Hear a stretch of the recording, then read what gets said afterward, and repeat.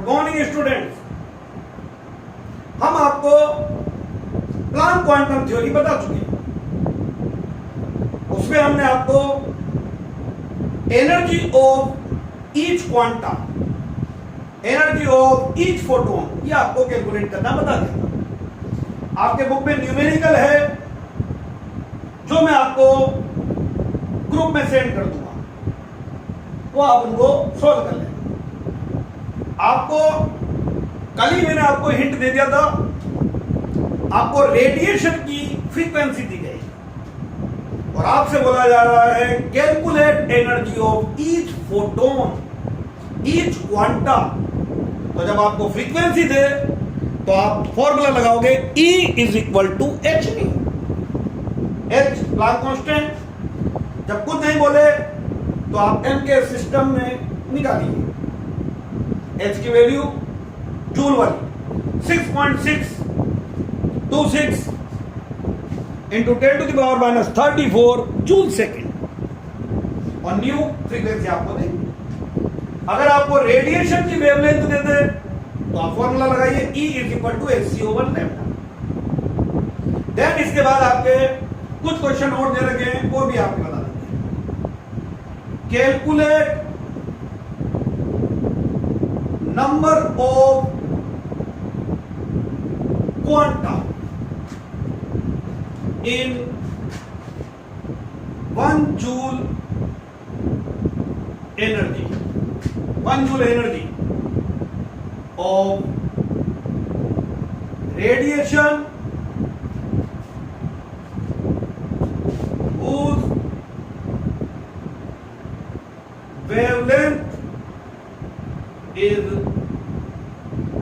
400 nanometer. Calculate number of quanta in 1 joule energy of radiation whose wavelength is 400 nanometer. आपको ये बताना है कि 1 जूल एनर्जी बनाने के लिए कितने क्वांटा होंगे। न्यूमेरिकल समझिए, आप खुद कर सकते हैं। तो 1 जूल एनर्जी बनाने के लिए कितने आपको क्वांटा जाएंगे, और एक ऐसी रेडिएशन है जिसकी वेवलेंथ 400 नैनोमीटर है। आपको वेवलेंथ देती है तो सबसे पहले तो आप एक क्वांटा और एक फोटोन की एनर्जी निकालिए। तो पहला आपके पास में यहां पर होगा एनर्जी ऑफ क्वांटा, फोटोन भी बोल सकते हो आप। E is equal to H C over lambda. E 6.626 into 10 to the power minus 34, 3 into 10 to the power 8, lambda आपको दे रखा 400 nanometre, 10 to the power minus 9।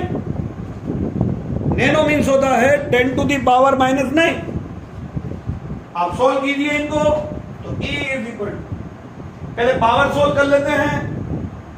ये 10 टू दी पावर 2 माइनस 9 तो 10 टू दी पावर माइनस 7, ऊपर गया plus 7, 8 और 7 15, 8 और 7 15, 34 में से उसको माइनस कर दिया और 10 to the power minus 90 joule. देखिए आप पावर सोल्व हो गई, या माइनस 7 ऊपर गया प्लस 7, 15 आ गया, 34 माइनस का प्लस का 15, ये नहीं, ये और ये बच गया। इसको मल्टीप्लाई कीजिए या 4 से डायरेक्ट पहले इसको डिवाइड, जैसा आपको अच्छा लगे। 3 से मल्टीप्लाई 18, 1 रिमाइंडर 6 और 1 7, देन फिर 18, 1 रिमाइंडर 6, 18 और 1 19। लीजिए ये आपके पास में आ जाएगा। 6 इंटू 3 18, 1 रिमाइंडर 6 और 1 7, फिर 18 1 रिमाइंडर और 4 से डिवाइड किया। E is equal to 4 point या 16 तो 3 रिमाइंडर 9, 36 2 रिमाइंडर और 7 तो 6, फिर 3 रिमाइंडर तो 3 और 8 38, तो 38 में फिर जाएगा 9 टाइम्स, फिर 2 रिमाइंडर और ये 5 into 10 to the power minus 90। लीजिए भाई, इस तरह से आप इसको सोल्व कर लेंगे। देखिए ये आपके न्यूमेरिकल है बुक के अंदर, ये टेस्ट में दिया हुआ है आपके। तो ये आ गई है एनर्जी। अब बोलिए भाई ये एनर्जी कितने क्वांटा की आएगी? 1। उल्टा कर दी 4.9695 into 10 to the power minus 19 joule energy contain photon या quanta 1. So 1 joule energy contain photon 1 over ये नीचे आ जाएगी वैसे 4.9695 into 10 to the power minus 19 ऊपर जाएगा प्लस का 19 फोटोन और क्वांटा और 1 में आप इसको डिवाइड कर देते 0.2 जो भी आपके आता है 0.2 तो आना ही क्योंकि 5 है तो 0.2 आगे जो भी आता है साइंटिफिक नोटेशन में आंसर कन्वर्ट कर देना इतने फोटोन होंगे इतने फोटोन्स होंगे आपके पास में ये आप अगर देखेंगे तो इतने फोटोन हैं आपके पास में ये इतने फोटोन हैं आगे बात समझ में और कैसे कैलकुलेट करा पहले आपको जो रेडिएशन है उस रेडिएशन की आपको वेवलेंथ देनी है आपको उसकी फ्रीक्वेंसी भी दे सकते हैं तो आपने पहले energy of each photon calculate कर लिया और जब energy of each photon calculate हो गया तो देन इसके बाद वो एनर्जी आई है आपके पास में एक सिंगल फोटोन एक सिंगल क्वांटा की तो जो भी एनर्जी आई है सपोज कीजिए x जूल आ गई है तो it is the energy of 1 photon तो आप उल्टा बोलिए x joule energy content electron sorry photons is equal to 1 so 1 joule same ऐसा का ऐसा क्वेश्चन आपको दे रखा है बुक में आप ही सोल्व कीजिए A 25 watt bulb emit monochromatic yellow light. अब बच्चा बोलेगा सर ये तो वाट दे दिया तो क्या दिक्कत है पावर दे रखी है 10 में बढ़ के आए हो पावर W/T यानी जूल पर सेकेंड यानी वो बल्ब मोनोक्रोमेटिक मोनो मतलब होता है 1 क्रोमेटिक मतलब कलर और येलो लाइट एक येलो लाइट जो है कलर की वो इमिट कर रहा है कितना जूल पर सेकंड बताया मैंने 25 जूल पर second calculate number of emission of quanta पर सेकंड तो वह 1 सेकंड में कितने क्वांटा इमिट करेगा सेम प्रोसेस और आपको बोल देंगे वेवलेंथ ऑफ रेडिएशन वेवलेंथ तो देंगे wavelength of radiation is 0.57 micrometre ये आपके बुक का क्वेश्चन है आप देख लेना बुक में तो आपको दे रखी है wavelength of radiation 0.57 micrometre same process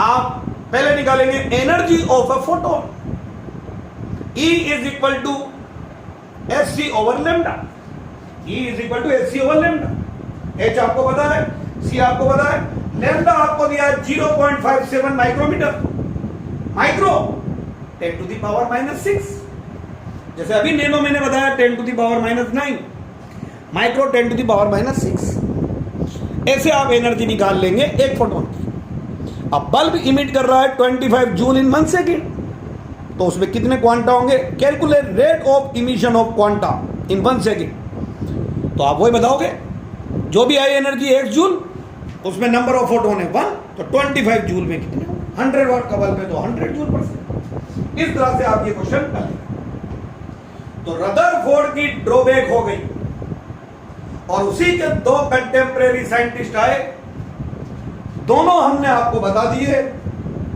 Maxwell electromagnetic theory और देन इसके बाद में प्लांक क्वांटम थ्योरी इसके दोनों के हमने आपको न्यूमेरिकल्स बता दिए और अब आता है आपके most important Bohr atomic model Bohr atomic model Bohr ने केवल रदरफोर्ड जो है उसकी ड्रॉबैक को रिमूव किया और अपनी थ्योरी दी सबसे ज्यादा न्यूमेरिकल इसी के हैं और सबसे बड़ी थ्योरी ये है तो थर्ड एटॉमिक मॉडल आ रहा है भाई थॉमसन आ गया रदरफोर्ड आ गया नील्स बोर ये इसको ड्रॉबैक को दूर कर रहा है तो ड्रॉबैक एक बार और बोल देता हूं मैं मैक्सवेल की according According to Maxwell electromagnetic theory, when negatively charged particle like electron revolve around positively charged nucleus, they are attracted by nucleus.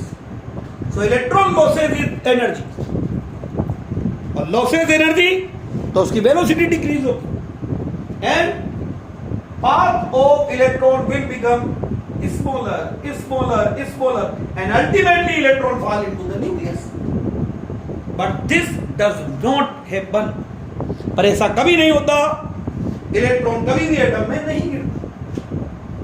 Rutherford cannot explain this fact. That is, Rutherford cannot explain stability of atom. Rutherford ने एक बात और बोल दिया था कि nucleus और एक सेकंड पार्ट है उसका extra nuclear part, in which negatively charged electron in a certain circular path. But how many electrons in an orbit? नहीं बताया। कौन बताने आ रहा है? Niels Bohr. तो रदरफोर्ड की ड्रॉबैक को ये दूर करेगा और अपनी थ्योरी देगा। तो थर्ड एटॉमिक मॉडल आता है आपके बोहर एटॉमिक मॉडल। रदरफोर्ड की ड्रॉबैक याद होगी। बोहर एटॉमिक मॉडल के आपके पोस्टुलेट्स, एजम्पशन, मेन पॉइंट्स, ये आपको हम नेक्स्ट वीडियो में समझाते हैं। Thank you.